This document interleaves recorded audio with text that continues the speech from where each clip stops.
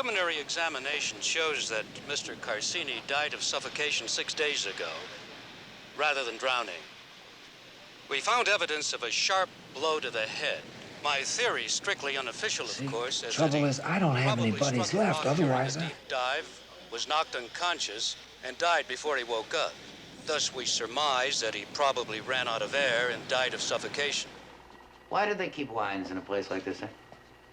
To protect the wine against extreme heat. Right now, it's no problem, but in the summer, it gets very hot outside, and that could damage the wine. That's why I keep a humidifier and air conditioner turned on the whole time. I was wondering what that noise was. Have you seen enough?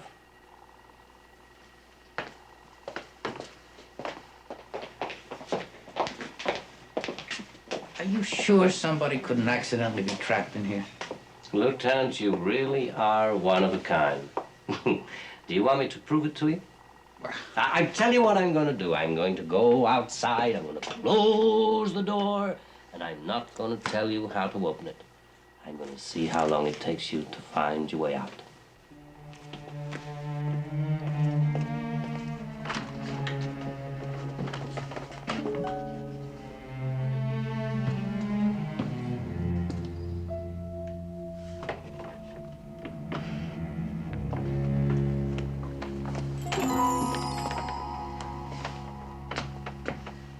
It's very simple. All you have to do is push it. Didn't I tell you? You shouldn't be so skeptical. I wonder what this check is gonna look like. I tell you, I always get nervous when a place has a menu that doesn't include the prices. J.P. Morgan was once asked how much his yacht would cost. His reply, if I remember correctly, was, if you have to ask the price, you can't afford it. In this restaurant, if you have to look at the prices on the menu, you can't afford to eat here. Well, listen, it was good, wasn't it? Superb. That's the important thing. And equally superb was your wine selection. I must admit, I would never have thought of Mosel with the oysters or Zinfandel with the meat. I'm astounded by your newly acquired knowledge. I can't wait to hear what you've planned for our after-dinner wine. I tell you, I did my homework very well on that. Wait one moment. I know exactly what I want. I'm just praying that they have it. You got a minute? Sir. No. Bring me a bottle of Ferrier Vintage Port, 1945. Ferrier? 45? You do have it, don't you? My dear Colombo, I'm afraid you've set this man an impossible task. I'm familiar with this particular vintage port, and I would hasten to wager that he does not have it in his cellar. Moreover, the price would be prohibitive. Allow me to check on it, sir. I hope to have it. I also hope my wife doesn't find out what this meal cost. Where is your wife? You said she might come along. Well, we had a little trouble with the babysitter. You see, our regular girl has her finals tomorrow, and everybody else is down there at the rock concert. You know what it is when you have kids. You know? My dear Lieutenant, it's not fair for you to pay for this entire meal. At least let me take up half of it. No, I insist. No, not on your life. I deserve to pay for this. You know, I embarrassed you by suspecting you, and no, sir. This is on me. The fact is, I'm just happy you didn't report me to my superiors. I should be grateful to you. We had one bottle, sir. Oh, terrific. Good heavens. Drinks all around. Drink soda. Wonderful. What body.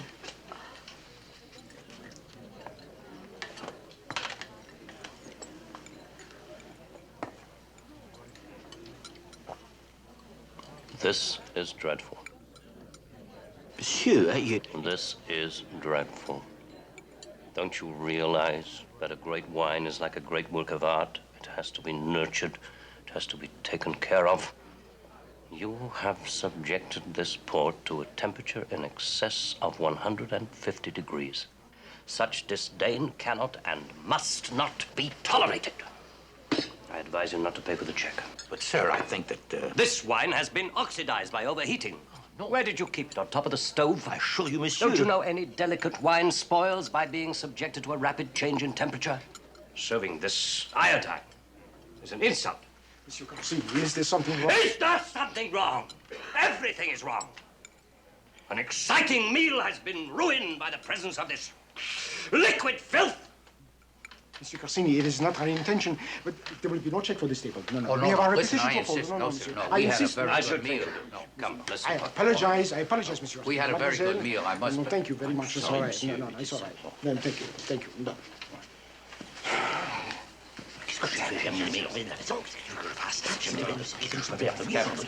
What is it?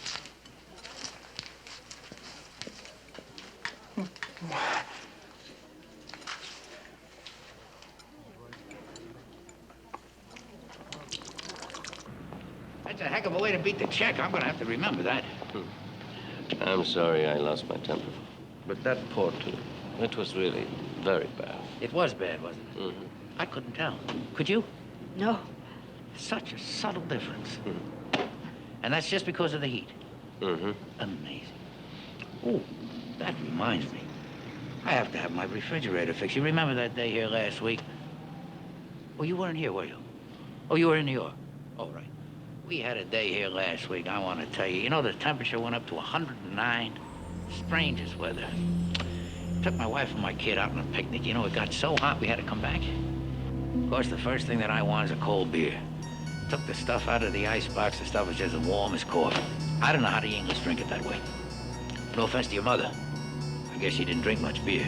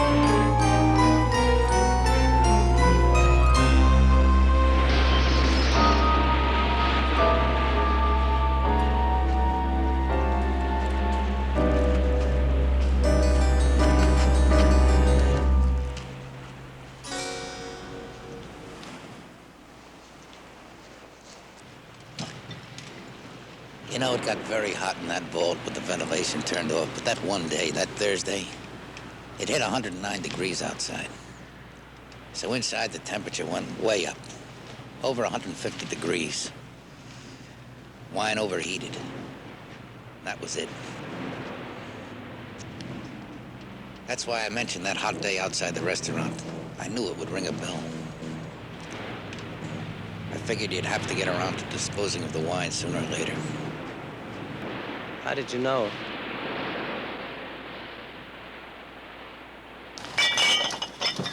How did I know? Well, sir, you mind if I smoke? No. I did a terrible thing, sir. You remember that day when we were in the vault and I kept saying if somebody got locked in here, there would be no way for them to get out? And in order to prove me wrong, you closed the door and you left me in there alone? Well, I took that opportunity to steal a bottle of port. Your port. Ferrier Vintage Port. 1945.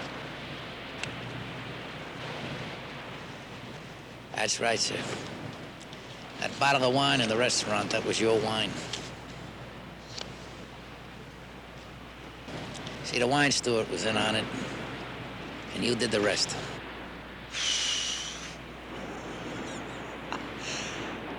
I certainly did, didn't I? Yeah. That's ironic. Sir? Well, I am probably one of the few men in the world who could have told you that wine was spoiled and told you it was because it was overheated. Yes, sir. It required a very delicate palate. I can't believe it's true. Woo-hoo. I tell my mama on you. The little game that you play has made her baby oh so blue. You left me in the lurch. You left me waiting at the church. Ooh, that's why I'm crying for you. Someday you'll feel like I do, and you'll be boo-hoo-hooing too. Boo-hoo. You got me crying for you. And as I sit here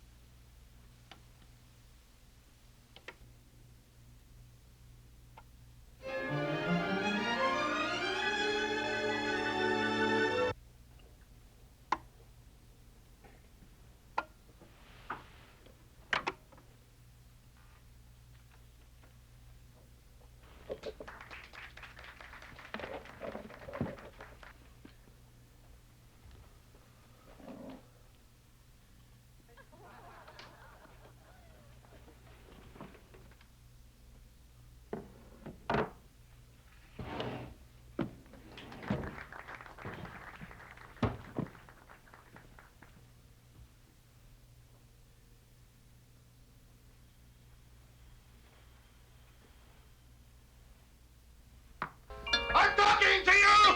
Yes, I hear you. I hear you, old friend.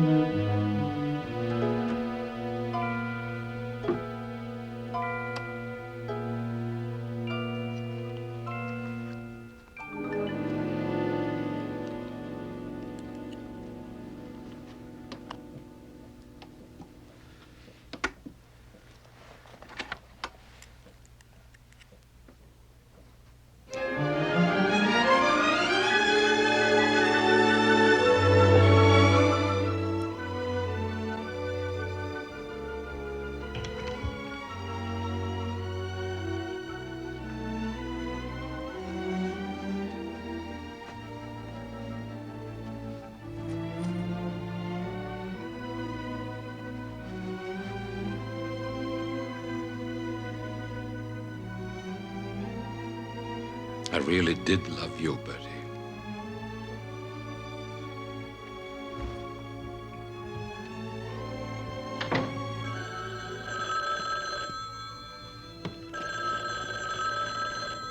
Yeah. Who? Long distance. Tonight, children, the drinks are on Bertie.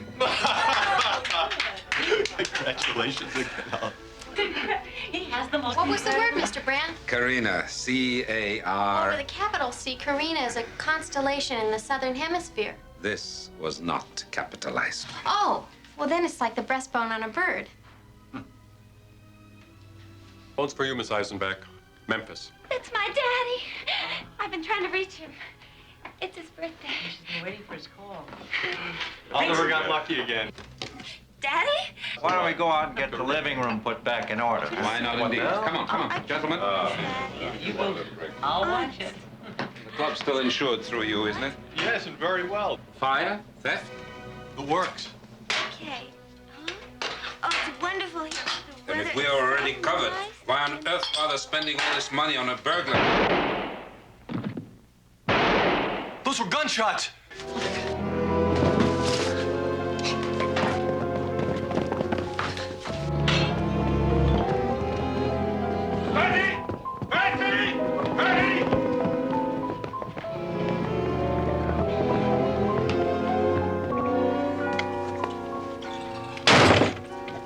Oh, my God. Bertie! Bertie!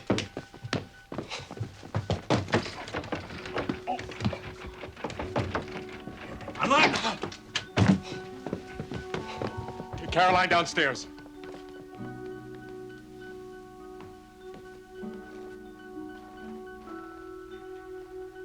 I think he's dead. Mr. Brandt, now I've got a puzzle for you. Man A wants to kill Man B. What am I told? It's kind of a minimum information problem, sir. The men are in a room, sir. Say this room. Lots of people downstairs. And Man A, the killer, he plans to use a gun. Then the shot would be heard. Not with a silencer, sir. He also would have to get rid of the gun. He would have to hide the gun. So the killer brings an umbrella with him. May I see your umbrella, sir? An umbrella to conceal a gun? Audacious and foolhardy, I would say.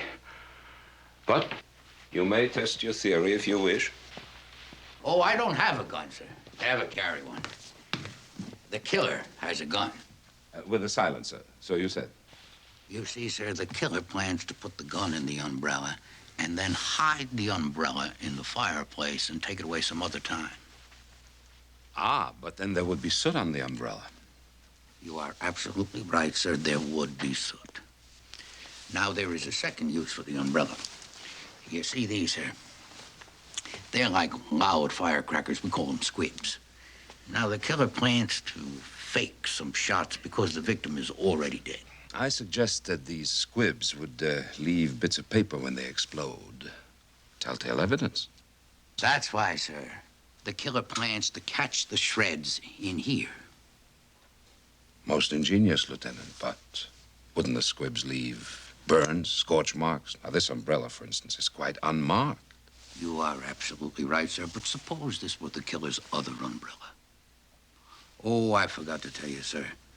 Last night when I was at your house, I took the wrong umbrella. Excuse me, sir. Just one moment.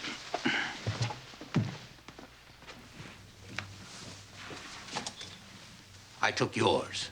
It was an honest mistake, sir, and we're not allowed to get evidence that way. But as long as I had it, the lab found burns from the squibs and lots of soot, sir. I see. Now, tell me this, Lieutenant. How were the squibs detonated? Oh, the killer is a very intelligent man, sir. Watch. I put the squibs in the umbrella and the gun. We'll pretend that this is the gun. Now the killer wedges the umbrella up the chimney. You can't be serious. Oh, I am, sir. I am absolutely serious. Now we'll just pretend that this umbrella is up the chimney. Now these wires, sir, they're attached to a battery and the same kind of squibs. Now we'll just put these in the umbrella. And we'll run this wire, sir, right over here to the Victrola. We push the play button. And we attach the wires here and here, where I showed you those scratches, sir. Preposterous nonsense. Now, the killer knows when the record will end. Yes, yes, you demonstrated all that. And when the arm comes over, it will make contact. First here, exploding one squib, and then here, exploding the second. But the body fell between the two shots. Yes, sir. That's where the killer has to take a very big chance. The dictionary has a line here dividing it in half so that it can be balanced on the edge. You see, sir? Like this. Clever, but too unpredictable. Important for the illusion, sir. Sound of the body falling. You've got it. But impossible to time. But this killer is very smart, sir. Can he make the book fall between the two shots? Oh, yes. How? Triggered by what? I'll show you. He would have to be a genius. I think so too, sir. Now, I don't mean to imply that I thought of this all by myself. I mean, some of the smartest people in the world are right here in this club, and they helped me, sir. They helped me a lot. The dunces, the lot of them. Mr. Danziger, the president of the club, you wouldn't call him a dunce. Oh, wouldn't I?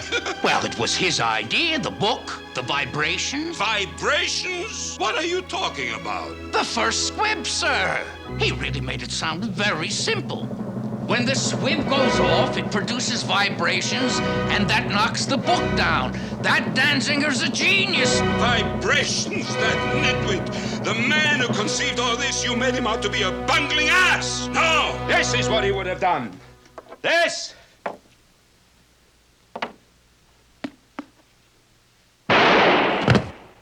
There! There!